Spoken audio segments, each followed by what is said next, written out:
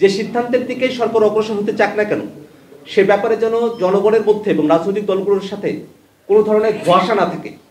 Corridor ইস্যুতে সরকারের তরফ থেকে আমরা দুই ধরনের বক্তব্য শুনেছি, যেটা স্পষ্টতই একটা ধোঁয়াশার জায়গা তৈরি করেছে।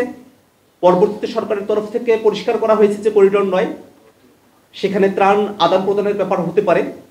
আমরা সেখানেও বলেছি যে ত্রাণ আদান প্রদানের ব্যাপার হলেও সেটা আসলে কার কাছে নিয়ন্ত্রণ থাকবে, সেটা কিভাবে পরিচালিত হবে, বাংলাদেশের স্বাধীনতা সার্বভৌমত্ব বা মানচিত্রের কোনো ধরনের হুমকি সেখানে তৈরি হবে কিনা, প্রত্যেকটা বিষয়ে পরিষ্কার করে রাজনৈতিক দলগুলোর সঙ্গে আলাপ আলোচনা করে তারপরে যেন অন্তর্বর্তীকালীন সরকার সিদ্ধান্ত গ্রহণ করে।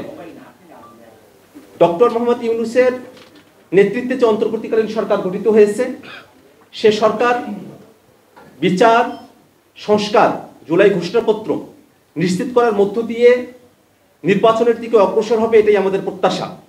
সে সরকারকে 5 বছর ক্ষমতায় থাকতে হবে, একটা দীর্ঘ সময় কাজবিহীনভাবে সরকার সময় পাবে এমনটা আমরা মনে করি না।